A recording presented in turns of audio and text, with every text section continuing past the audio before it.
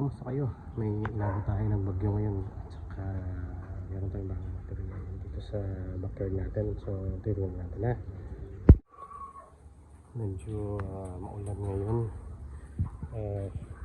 Ayan, nagtanim ako ng Carabao grass. So medyo dami na. Kung nalalagyan na nakaraan, medyo konti pa lang yan. Wala nga yan eh. Tinanim ko lang yan. Meron yan. So tapos kumuha ako ng tipi. So hindi ko pa natapos. Dalawa pa lang. So yan, may mga Carabao grass na. So maulan. Medyo ano ngayon eh, basa. Pero okay lang, nilagyan ko ng ano sa taas para hindi siya masyado mabasa. Yan, pulang-pula yung mga mukha. Yan o. Yan, yung bosa na ulit natin. Medyo maulan eh. Tsaka yung kelso natin na white leg. Yan. Yung picom din. Tsaka yung bagong punggos na gray natin. Tingnan nyo. Yan tayo bagong material dito sa backyard. Yan ay claret. Yan, purebred claret natin. Pulang-pula din, white ear. Medyo basa, itlog na. Yan, so gumawa ako ng paitlogan dyan. At saka ayan, tumutubo na rin yung balahibo ng ating kelso. Yan, yan po ay John Bishop Kelso. Yan, John Bishop Kelso over pumpkin sweater. Yan, so meron niyang tahid. Yan, so ito, tumutubo na rin yung balahibo niya. Kasi nga dati sa nagbigon, diba, kung naalala nyo, pangit yung tsura nyo. Yan, so medyo okay na siya. Ayan, so yan, nangingitlog din dyan. Basa dito, pero hindi siya maputik dahil nilagyan ko siya ng buhangin. Ito hindi ko patapos to, but okay lang kasi nangingitlog din naman siya. Tapos ito, yung carrot natin, pinaras natin dito sa bago nating material. Yan, yung bago ng material ay sinabi ko nung nakaraan the secret, so hindi ko na secret pa. Okay, so ang ating tandang ay machine kelso over lemon 84.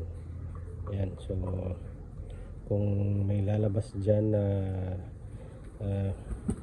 babae sa produkto nilang dalawa, ito ay magkakaroon na siya ng lemon 84 na siya.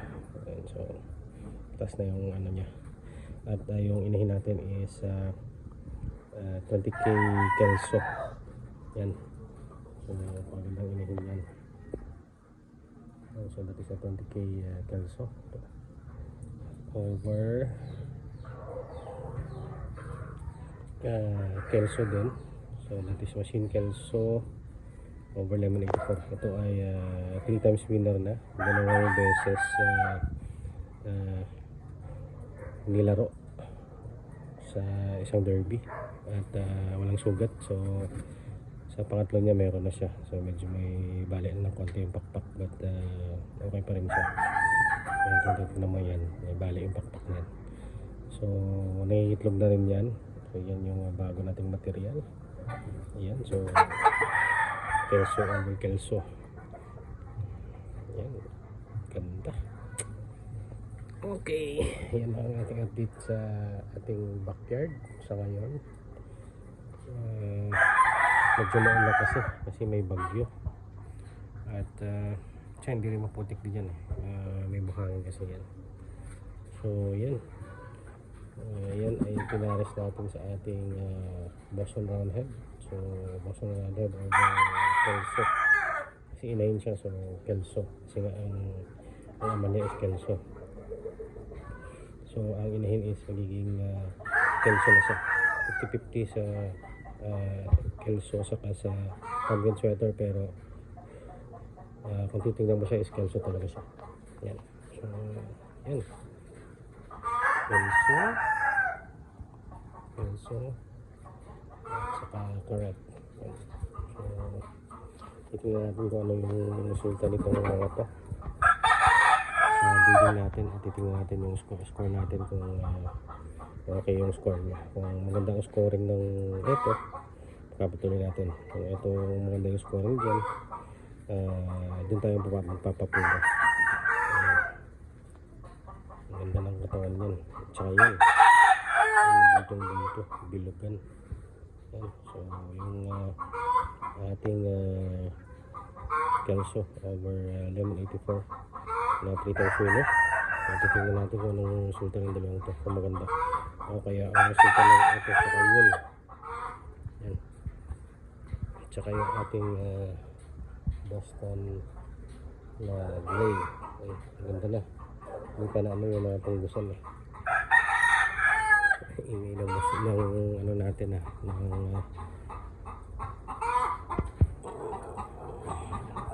so at saka yung ating pullets. Maganda daw yung ating pullets. Yan ay patas din ang bloodline yan sa Kelso.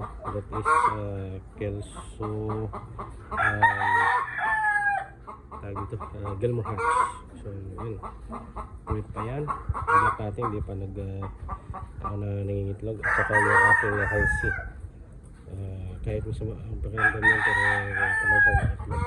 So yun, basa, medyo basa yung panahon dahil sa bagyo. At saka meron tayo dito ang ginawang brooder. Ayan, so yun ang ginawa kong brooder. Nalagyan ko lang siya ng kawayan sa gitna para hindi siya maano ng daga. Ayan, so at saka yun, pinatong ko lang sa dyan sa ilalim. Ayan. So ito ay naka-ready na. So saka sakali after 1 week, nalagyan ko lang sila dyan.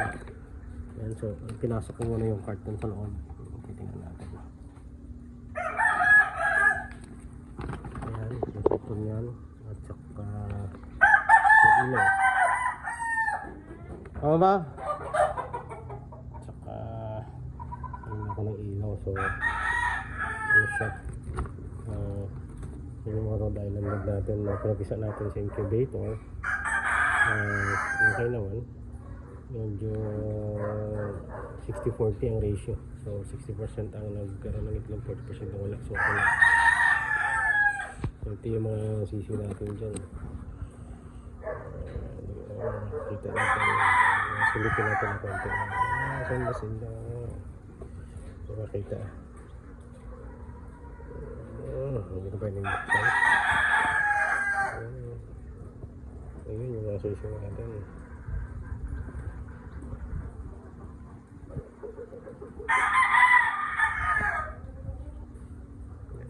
Yung sisi natin.